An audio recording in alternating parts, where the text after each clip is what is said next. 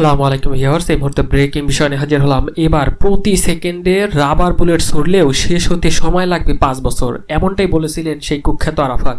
এবং অনেক অভিযোগ আসতে শুরু করছে ছাত্রদের হত্যার নির্দেশদাতা ছিলেন কিন্তু এই তথ্য প্রতিমন্ত্রী আরাফাত, এবং তাকে গ্রেপ্তার করা হয়েছে। তিনি কি তথ্য দিয়ে বলেছেন যে রাবার বুলেট ছুড়লেও 5 বছর শেষ হবে সেই রাবার বুলেট শেষ হতে। এরপর জানতে পারবেন এবারে ছাত্রদের কিন্তু কড়া হুঁশিয়ারি বার্তা দিয়ে দমনের চেষ্টা করেছিলেন, এবং তিনি স্পষ্ট করে বলেছিলেন ছাত্র আন্দোলনকারীদের সন্ত্রাসী জঙ্গি আখ্যা দিয়ে বলেছিলেন তাদেরকেও দমন করা হবে। সেই সাথে জানতে পারবেন এবার হিরো আলমের হুঁশিয়ারি বার্তা, আরাফাতের বিরুদ্ধে করবেন হত্যা চেষ্টা মামলা। সেই সাথে তিনি আদালতে যখন এই আরাফাতকে তোলা হবে তখন ডিম নিক্ষেপ করারও হুঁশিয়ারি বার্তা দেন। আরও কি কি বিষয় তুলে ধরেছেন জানতে পারবেন এই হিরো আলমের বক্তব্যের মাধ্যমে। এবং সব শেষে আপনাদের মাঝে তুলে ধরবো এবার শেখ হাসিনাকে নিয়ে ভারতের সমস্যা সহজেই কাটছে না, দীর্ঘ হচ্ছে অনেক ধরনের জটিলতা, বিপজ্জনক অবস্থায় আছে শেখ হাসিনা, তা নিয়ে থাকছে বিস্তারিত প্রতিবেদন ভিডিওর শেষ অংশে।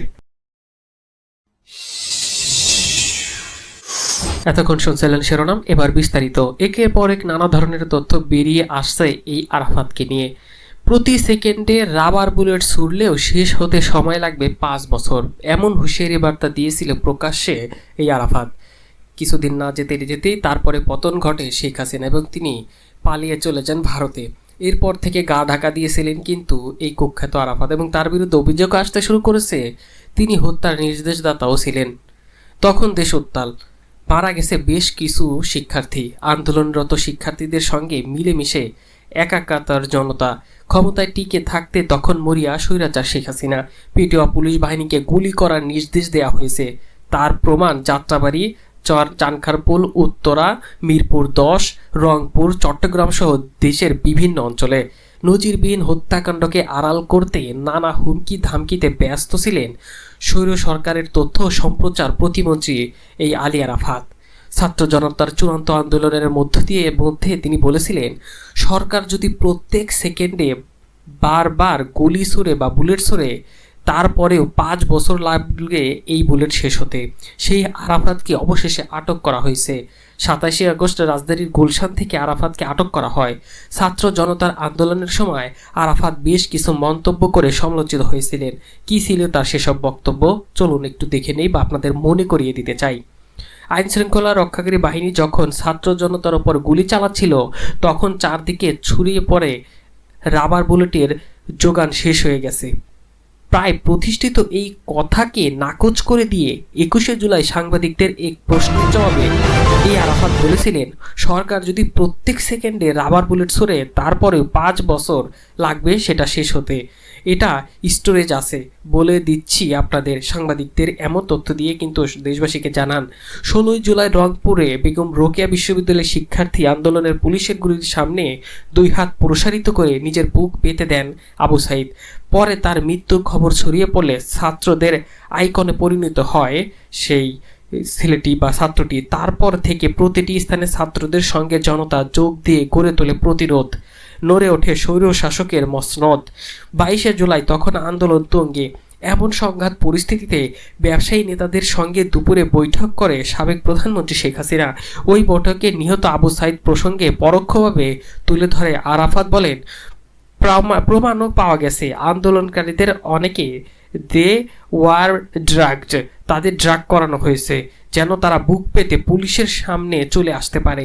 পরে এই আরাফাতই বলেছিলেন আমরাও শিক্ষার্থীদের দাবির পক্ষে, তারা যে দাবি করছে সরকার সেই একই দাবিতে আগেই হাইকোর্টের আদেশের বিরুদ্ধে চেম্বার আদালতে গেছে। এবার যখন বৈষম্য বিরোধী ছাত্র আন্দোলনের শুরুতে শিক্ষার্থীরা ধীরে ধীরে শান্তি বজায় রেখে এগোচ্ছিলেন তখন তাদের দাবিকে পাত্তা না দিয়ে 13ই জুলাই মোহাম্মদ আলী আরাফাত বলেছিলেন ছাত্রদের যে দাবি হাইকোর্টের রায় বাতিল করে আগে রায় বাহাল রাখতে হবে। আদালতের রায় তা পূরণ হয়ে গেছে, এখন আলোচনার আর কোনো সুযোগ নেই।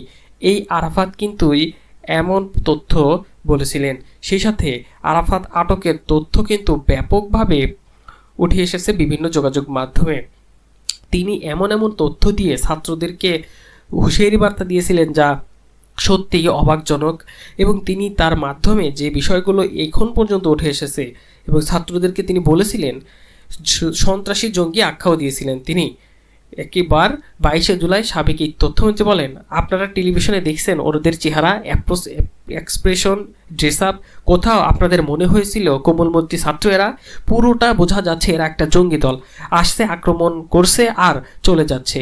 এবং এ ধরনের প্রমাণও পাওয়া যাচ্ছে, অনেককে ড্রাগ দেওয়া হয়েছে, এজন্য তারা বুক পেতে পুলিশের সামনে চলে আসে। এর আগে কয়েক বছর ধরে আওয়ামী লীগের হয়ে নানা বুদ্ধিবৃত্তিক কাজে যুক্ত ছিলেন আরাফাত। টকশোতে আওয়ামী লীগ ও সরকারের পক্ষে কথা বলেন।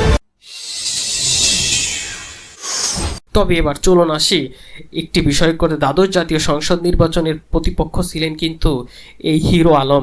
তবে তার সাহসের তুলনা হয় না। তিনি যেভাবে মোকাবেলা করেছেন এই আরাফাতকে, তা চির অক্ষরে মনে থাকবে। আরাফাতের বিরুদ্ধে এবার হত্যা চেষ্টা মামলার কথা বলেছেন কিন্তু সামাজিক যোগাযোগ মাধ্যমে এসে এই হিরো আলম।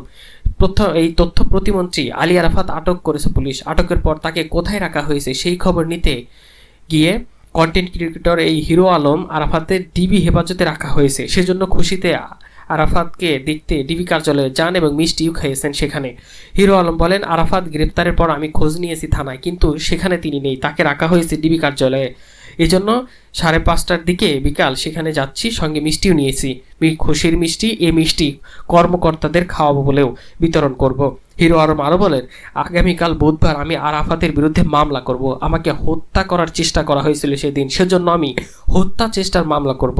গত বছর ঢাকা 17 আসনের 2023 সালের উপনির্বাচনের প্রতিদ্বন্দ্বী সাবেক তথ্য প্রতিমন্ত্রী এই আরাফাতের প্রতিদ্বন্দ্বী ছিলেন এই কন্টেন্ট ক্রিয়েটর হিরো আলম। নির্বাচনে অংশ নেওয়ার ভোটের দিন হিরো আলমকে পিটিয়েছিল দুর্বৃত্তরা। ওই দিন ওই হিরো আলম জানিয়েছিল তাকে পেটানো লোকজন আরাফাতের সমর্থক।